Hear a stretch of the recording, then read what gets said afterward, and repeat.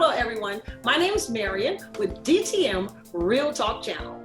It's the channel that you can tune into, have the ability to listen to the thoughts of others about topics all over the world that touch every one of our lives. Everybody goes through basically the same thing. There is nothing new under the sun. So if you're going through, someone else has already been there. Maybe you can find hope. Maybe it's a pathway that can set you on the right road just by tuning in. So DTM Real Talk, just keeping it real. And if you like it, like us at the bottom, subscribe, and let us know just how we helped you. Just keeping it real. Nothing but love.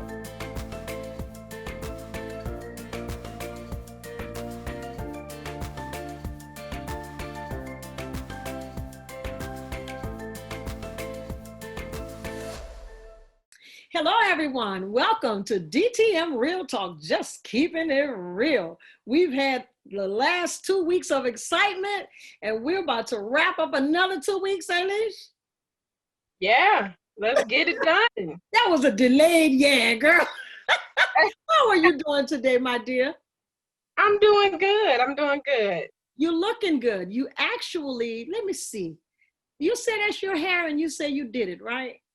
I did. You did. It looks like a crown. Let me see. Oh, it is beautiful. Really? It looks like a crown. Thank you. And you know what? That's perfect that you say that because my YouTube channel is called Adjusted Crown. Oh my God. Crown. I think I saw that. Give it to the folks out there before we start. What does it say? My YouTube channel is called Adjusted Crowns. It's your motivational need that if you need some motivation, go check that YouTube channel out. Awesome. Well, guys, you got it. Adjusted Crown. So go check out my baby cousin. Okay. But before we get started, let's see. I think I'll let her start off today. Where did we leave off last week? I was talking about I was looking for a way out. That's right. You were looking for a way out, and I was looking for a way out. I was on my way to California. Go ahead and take it away. Well, I think I last spoke about how I just went into a really depressed state where I ended up writing my mother a suicide note. Right. That's right. Yeah, I was done. I was ready to give up on life. I just felt like there was no need for me to be here. I felt, even though I know there were other people that loved me, I was urging for that love from my mother. The relationship that we had before she had my sisters and before she got addicted to alcohol and prescription drugs, I wanted that relationship back. Wow. And I yearned for it. And I felt like she just she only needed me for what she wanted me for, not I felt like she didn't really want me there. She just needed me to be that inside babysitter, be that caregiver. And the way she talked to me sometimes, it cut me very deep. Words really do hurt. Yes, absolutely. Absolutely. Words when we were coming up, it says sticks and stones will break your bones, but words will never hurt. Farthest from the truth ever. Farthest from the truth ever. And exactly, that's that bruise you don't see the bruise. Right. And it's very hard to put makeup on that internal bruise. Absolutely. So, when I didn't succeed with harming myself, I realized, okay, I'm here for a reason. I mean, I didn't know what the reason was, and I didn't know how to come out of the state of mind that I was in. So I prayed. I prayed and I said, God, I know you're real because I grew up around this is all that I know. I know that you're real, but if you're real, because I didn't have a relationship. Right. So I grew up in the church. I didn't have a relationship with God. Right. God put me he allowed me to get to that point in my life where I couldn't depend on nobody but him. And that relationship had to form because I didn't know what else to do. But I knew to pray because I was raised to pray. Right. So I knew that. I knew that much. But I just didn't know. I didn't know how. I didn't know what to say, how to say it. All I knew is that, Lord, I don't want to be here no more. But you obviously want me here. So you got to give me something. I needed flesh. I knew he had angels around me, but I needed someone I can touch. I said, I need an angel here on earth, Lord. Give me something. I love to dance. Yes. Ever since I was 5 years old, yes. I remember, I don't know what, I saw somebody actually figure skating.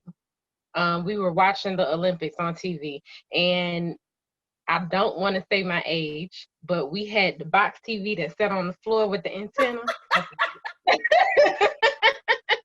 And I remember a little fall on the top when it gets steady, a little fall on the top and hold the antenna a certain way. They don't know anything about that, Lee. They don't know. We didn't have all these smart TVs, okay? But I remember watching the Olympics. That was a highlight for us because, you know, we didn't have cable. We just had basic TV. So the Olympics highlight. And I remember there was this black girl.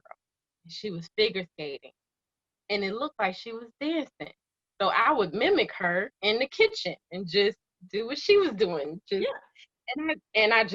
I felt this warmth come over me. I loved it. And I just wanted to dance. And my parents never really put me in any dancing because they thought that it was just something I wanted to do for the moment. So they didn't really put a whole lot of effort into it. I danced at church, but that's about it. Yeah. Well, I was 16 and I prayed and I said, Lord, I need an outlet. I need something. I need to find my purpose. Basically, why is it that I'm supposed to be here? And there was tryouts for the dance team. Mm-hmm. So I decided, okay, I'm gonna try out. I'm gonna try out for the dance team.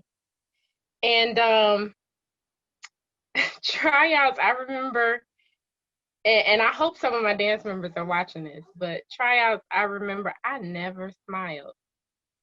I was so serious. I didn't talk to nobody because I came there. You was just bougie. That's what you was. That's what you want to call it. I was focused. When I'm focused, I'm focused. And I was serious about it. I didn't play. It wasn't time for playing. Listen, I'm trying to get on this team because they said it was hard to make the team. Okay, well, I'm going to prove that I could do it. I needed it. Right. They didn't know how much I needed it, but I knew how much I needed it. Right. And the dance instructor, she would never speak to me.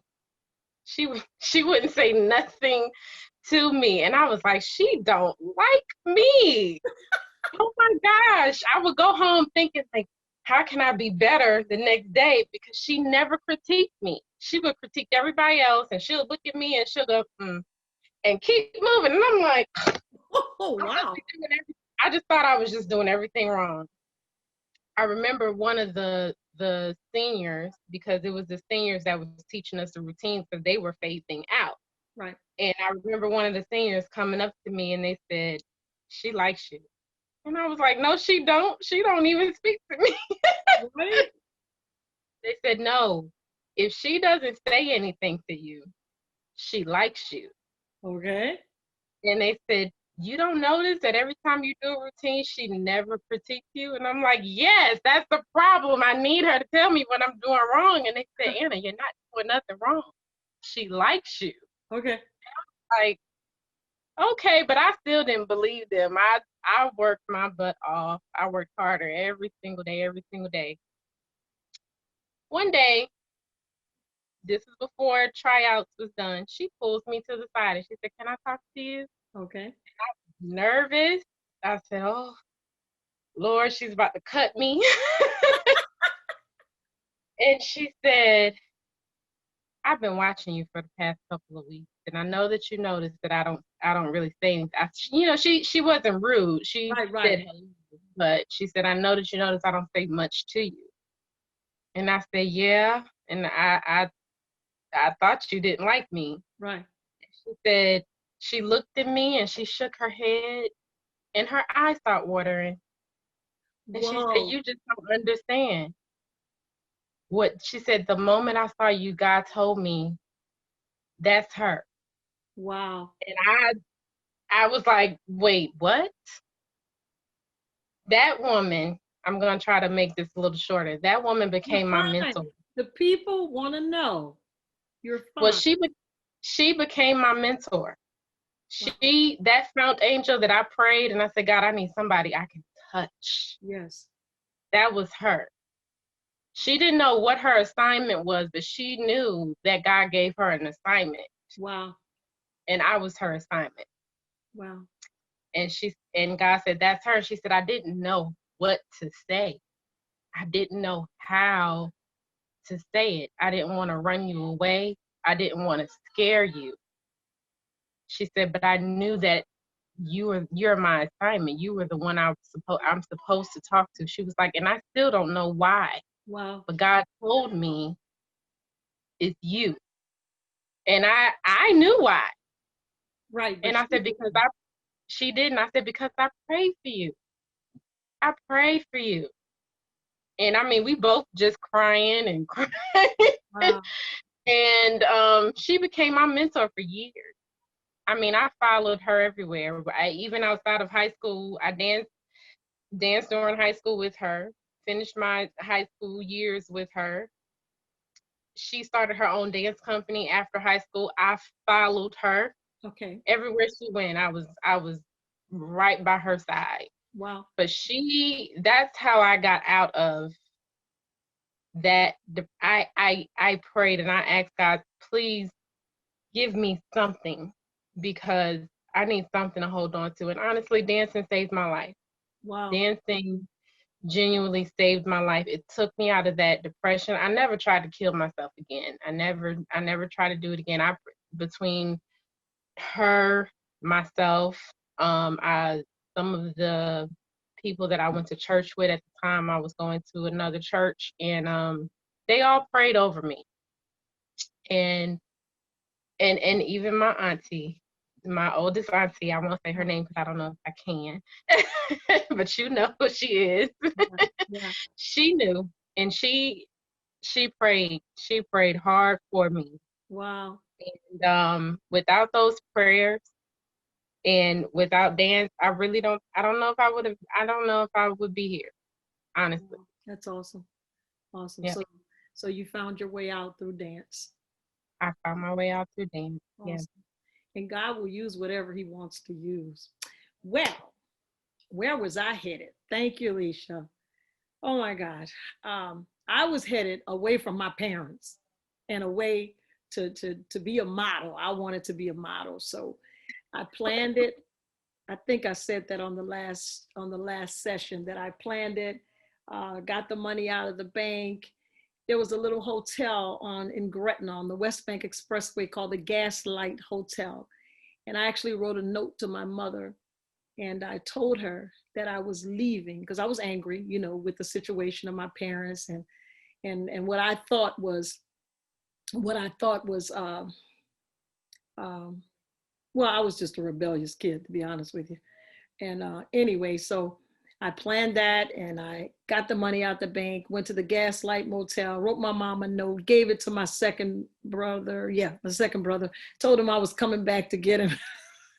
Told him I was coming back to get him. Told him what time to give the note to my mom, not realizing how much this was going to break my mother's heart. Now, mind you, at this time, my mother and I were very close, and my dad and I were not. So keep that in mind. So I decided I'm going to go back and make all this money, and I'm going to bring it back to my parents. So I have a sister. I'm the only girl, but I have a cousin that is my sister. She was adopted to be my sister, but we were thick as thieves, and still is, and very, very, very extremely close. She had left home early and gone to California, she and her boyfriend. So I was going to go there. And of course I contacted her and let her know I was coming. And now I'm right at school in the 11th grade, I believe. Yeah, I think it was in the 11th grade. So I'm leaving before graduation. Now, mind you, everybody thought, oh, she's lost her virginity. She's just going crazy. That was not true at all. So I left. And I went to California, $80, one-way ticket. One-way ticket. I left here with a pair of blue jeans on, and I think a red and black hat and silver socks and two suitcases of clothes and $1,400 in my pocket, I think. And got on a plane, listen to me, bus. It wasn't even a train. I got on a bus. And ooh, that's a long ride. It was a long ride. It was a bus, Greyhound bus station, going to Long Beach, California. And I went to LA. It took you to the LA bus station. And my sister had to, I think it transferred me to Long Beach. I can't remember. But anyway, I got there. And she let me know, where the schools was and all that. And I was very, very, it didn't take much. You just tell me where I need to go and I'm going to go. And even if you didn't tell me, I was going to find it. So right down the street was Poly High School in Long Beach, California. And at that time, once again, segregation, they were separating the blacks and the whole nine. And they were saying that some of the students would be going to Lakewood. And in Lakewood, it was predominantly white. Well, of course, they told me I had to go to Poly, which was black. And so I was always up to proving you wrong. I'm not going to Poly, I'm going to Lakewood. And they told me I wasn't going to be able to go to Lakewood. Well, needless to say, I went to Lakewood. So about 2 weeks after I enrolled in Lakewood, there was a big riot. I can't remember the year, but I guess if you Google it, you can find it. And there was some European white guys that came on the campus and pretended to be black, and they covered the school with toilet paper and manure. I don't know where they got that from, but that's what they did. And they said it was blacks that did it. Wow. It was just horrible. And it was a big riot there. It was all over the news. I happened to be in the riot at the time, got hit in the stomach by the police officers. And it was just a horrible thing. My parent actually saw it on the news.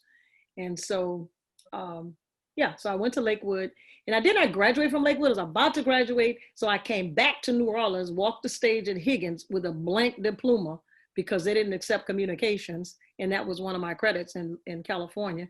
And then I returned to California right after I walked the stage and went 2 credits for the summer school. And I went back to California. So when I went back, I want to go to college, right? I didn't really want to go to college, but everybody said, oh, yeah, I should go to college. So I decided to enroll in Long Beach City College, down on Pacific Coast Highway in Long Beach, California.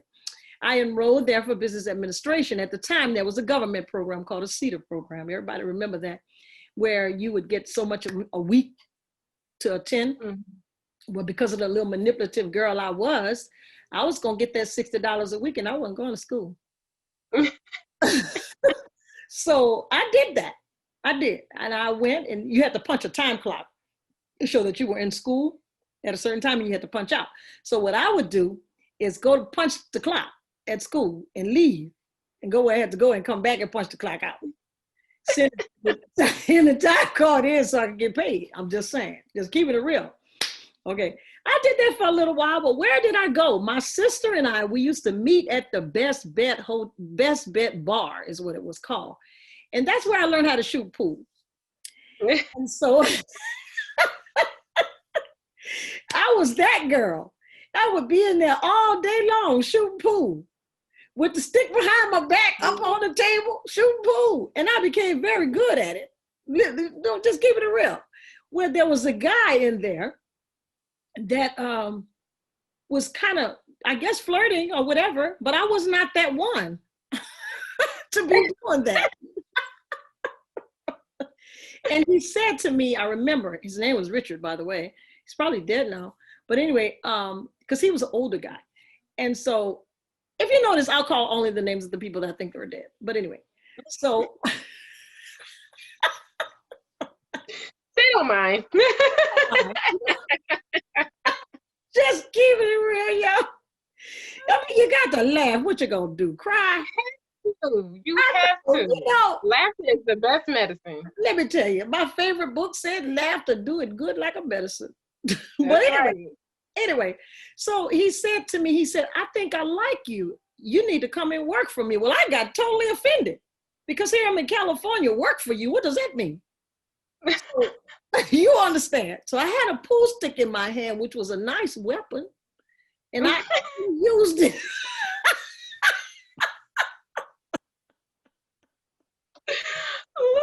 Tell you the truth with an F. I used the pool stick and hit the man with the stick. That man ain't know what was coming to him. He said, wait, whoa. With the stick. Because I was insulted, because he said, you won't come work for me. I'm like, what? You know, I'm from New Orleans. I ain't working for nobody, you know. So, right. Anyway, he explained to me that he was the manager at this place. And so it was a drywall place on the harbor, at St. Mary's Harbor out there. Anyway, I went and took the test. It was actually a drug test. I filled out the application, took a drug test. I failed it because at that time I had cocaine in my urine because I had just learned to do that. And actually my sister's best friend, she's dead too. But anyway, my sister's best friend lived downstairs from us. Let me explain this. And she was the life of the party. And we'll just call her Shelly. She was the life of the party and everybody would go to her house. And I had never seen so many drugs in all my days. I was frightened to death because all I ever knew was marijuana. And that was where I got introduced to cocaine in that house. And there were people in there doing heroin. I didn't do that because I was scared of needles. And I probably would have, but I just wasn't about nobody sticking me with no needle. And so there was all kind of drugs in there. So, but I was smoking weed and I got introduced to cocaine, snorting coke. And this guy walks in the door and he looked like Isaac Hayes. And I got this fetish for bald-headed men at that time. I'm just keeping it real. Keep it real. And so that was all she wrote. Anyway, I met him, he met me. How you say, Jane met Jim, whatever. And he met me. And that's how I learned how to snort coke, really, through him. And then I really liked him because I only had one boyfriend in my life, and that was in New Orleans, and he died. And he actually killed himself. It was the only boyfriend I ever had. Everybody else I liked, they didn't like me, but I liked him. But anyway, so anyway, this guy, I really grew to like him, and I would see him every day, every day. But for some strange reason, a certain time of the day, I wouldn't see him. It was only certain times. He had 2 jobs. And I didn't know. I was a new kid on the block. I didn't know nothing about dating. All I had was ever one boyfriend, right? And I was still a virgin. Yeah. So I'm going to tunnel through this. It was about 10 months before I found out. No, about 10 months. And I had lost my virginity to this man. And I found out he was married. Yeah. And that I felt like I'm just keeping it real, like a slut, like dirt, like worth nothing, like I can't even explain it. And so I already knew that it was never going to be anything because the man had a wife and children. But because of the stronghold that had on me, and that was the first man that I had ever had a relationship with, it was just, I can't explain it. It was a stronghold. And so that went on for a while, and it was just horrible. And so anyway, I began working at a place called Empress Convalescent. It was a nursing home. I was making $2.10 an hour. Yeah, actually it was $1.90. And we got a raise. I got a raise of $2.10. It was just like exciting. Y'all fussing. And I was a hard worker, always have been. I was a very hard worker. I excelled at Empress. They gave me a raise, $2.10. You know, I mean, hey. And there was this girl, it was a couple of friends that I had there. Her name was, I forgot. I forgot her name. Sharika, Sharice, I don't know. Anyway, she was Hispanic, but we were very, very close. And she would leave every Friday early, and she had a daughter with cerebral palsy. And the cutest little thing ever, the child. And this man would come and take the child on Friday. And I'm going to say Sharina, I forgot her name. Sharina would leave. And then when I worked on Saturday, she would come back and she had rolls of money. And I said, girl, where you get that from? Now, mind you, I'm just a newbie to this, right?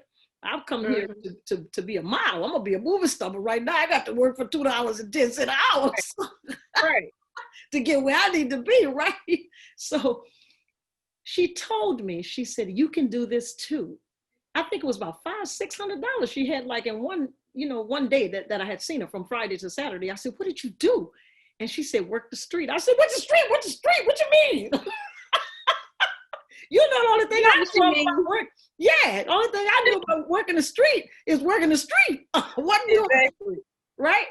So she said, no. I said, oh, I can't do that. I remember. My parents were extremely strict, guys. And because of their faith, even though I was around them and went to church because I had to go, I didn't have the faith they had, but I had good teachings. I had, as the old folks say, I had good learning. They learned to. And yes, exactly.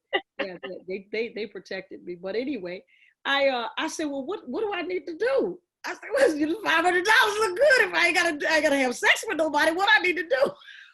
Right. And she told me, okay, guys, just get ready for this. I'm just keeping it real. At least tell them, keep it real. Keep it real. This is a no judgment zone. This is no judgment zone. Just keeping it real. That's so right. I asked her, what did I need to do? And she said, there's such a thing called sadist. I had never heard of such a thing. Sadist or sadist, I may be pronouncing it wrong, but it's people that actually get off on pain. And so I said, well, what I need to do? She says, all you got to do is just beat them, slap them. I said, huh? I said, what you mean, fight? I can't fight family. Wait a minute, I just got to punch somebody? Right, I can do that. Yeah, so she said, no. She said, I tell you what, I'm going to let you work my corner. Well, remember, I'm freaking out, but I'm not one to show fear. I said, what you mean? What I got to do? She said, I can tell you what the corner is, and many people out there would know exactly where it is, on Pacific Coast Highway in, I forget now, but anyway, right on the corner of Pacific Coast Highway and some street with a W, I can't remember. And she said, just work my corner, be there at 2 a.m. in the morning. Now I'm freaking out, and I told you all I did was smoke weed and cigarettes and drink beer, right? Miller ponies is what I used to drink. So I said, so what I do? Right. She said, if they tell you to get a wet rag, she said, you wet it and you just whip them with the rag. Yeah. She said, if they tell you to urinate in their mouth, you just piss. Okay. I said, huh? This is what she told me. This is what she told me. Now I'm smoking cigarettes and smoking weed, nervous, knowing this ain't what I'm supposed to do. This not me, but I saw this money. Okay. So, right. So I'm pacing the floor. This is real talk here. I'm pacing the floor that night because I was supposed to leave at 2. My sister sleep. 2 o'clock in the morning. We didn't have no ID callers or none of that kind of stuff. And so the phone, I'm smoking. I remember, actually I journal, guys. So I actually have this journal. But anyway, I'm smoking and I'm smoking, lighting joint after joint, just pacing the floor, walking back and forth, pacing the floor. This is my little tenure in California, right? So I'm pacing the floor. And I'm actually praying too. I'm praying. I don't know nothing about that. I don't know nothing. I just see this money, big old roll of money like this. So I'm pacing the floor, and guess what? I woke up. I fell asleep. And I woke up. I woke up because the phone was ringing. And we didn't have an ID call, so it was ringing, ringing, ringing. I woke up. I said, hello. I said, girl, I'm sorry, because I didn't go. I didn't go. And so I said, I'm sorry. She said, oh my God, you didn't hear? I said, hear what? She said, you didn't hear on the news? She said, I thought it was you. I said, what? She said, there was a girl on my corner and I thought it was you. She was strangled with her pantyhose and she was in the trunk of a car. Did you hear me? When I tell you that even though I had no relationship with God, God was protecting me even at that time. And so that was the end of that tune. I freaked out. I never volunteered to do nothing like that stupid again, no matter how big the roll of money was. However, meanwhile, back at the ranch, okay, I started working for Richard at that place, and I excelled at that place in such a way. There was only 2 women, there were about 8 men, and it was an assembly line, and I excelled to be a solderer, and never had that. I was making $8, went from $2.10 an hour to $8.50, 1976. Okay. 1976, because this was, yeah. That's good money, yeah. Oh, absolutely, at 1976, oh yeah. So, and I would work 16 hours a day, and there was such a thing called wiring, where these big pools were up on a wire, and it was like little wire, and you put the wires inside of grooves inside of board. It's like board that goes in drywall. That's what it was, drywall, to make the air conditioning in your home work. And these little wires were inside of the grooves, so they had to be put in there. So the boards came down off an assembly line, making the grooves, and you had to put the wires in there. Well, the guys didn't like to do that. And by me having skinny fingers, it was 2 girls. It was easy for you. It was easy for us to do. So we would trade off doing that. And I made a killing. Okay, bought my first car, cash, all that, got my first apartment. I'm out there. Okay. I forgot to tell you on my way, when I left, they put out an APB on me for missing person, because I had left New Orleans. But anyway, fast forward. So I was working at National Gypsum, and I worked there for that amount of money, excelled on that job, met a guy by the name of Michael, because they actually, the foreman, he liked me in a right way. He treated me like a daughter, because he was from New Orleans. And he asked me would I train everybody that came in as a solderer. So I did. Well, I was tired of that place, because I knew why I left to come to California. So what I did was, I continued. I joined SAG, which is the Screen Actors Guild. I got in extras in movies. If you Google it, it's probably on there. The Sword of Justice. I was extra in that movie. I was extra in a couple other movies with Larry Hagman and different people like that. I was a ham in one movie, screaming and carrying on. Made a little change, But, I went to Weiss Barron Hill School of Television, tried to get in there to advance my acting skills and stuff like that. So all of that was well, but so I'm still working at National Gypsum. So I lied. Here we go. I lied and told the people that the steel toe boots caused me to have bunions on my feet. So therefore, the girl from Empress Convalescent, her name was Shirley. She called me. They used to call me Pee-wee. Pee-wee, I know how we can not have to work for the rest of our life. Well, let me hear it. We're going to have to let this doctor, I won't call his name because he might still be living. We're going to just call him Hubbard. You have to let this doctor cut your feet, the bones in your feet, and he's going to file it as bunions, but you got to go through the surgery. You're going to flip the bone. This is your toe, your big toe. And you're going to flip the bone over so this one going to go here and that one can go there. Got to go through the surgery. And you're going to be in some wooden shoes for about 6 weeks, but you're not going to have to work for the rest of your life. Oh my gosh. Oh my God, I went through with it, me and her. Oh no. And this young man by the name of Michael, who reminded me of my brother Michael, because we used to do all kind of stuff together, smoking weed, all kind of craziness. But anyway, he introduced me to his brother, who was an insurance man. You with me? Mm-hmm. And I'm going to fast forward through this because I can't go into it, folks, because that man became my husband. And I can't tell you about the whole story because he has agreed to tell it with me. So we're going to skip all over that. So he became my husband. And it was kind of a lot of drama within the house. So we're going to leave it at that. So when he's here, he'll be able to tell that too. I was very, very close to his oldest brother, who was my very best friend. I was out there by myself. and his baby brother, who just took a liking to me like nobody's business. And so I grew to love them both. And the others were just there. And so we'll leave that like that.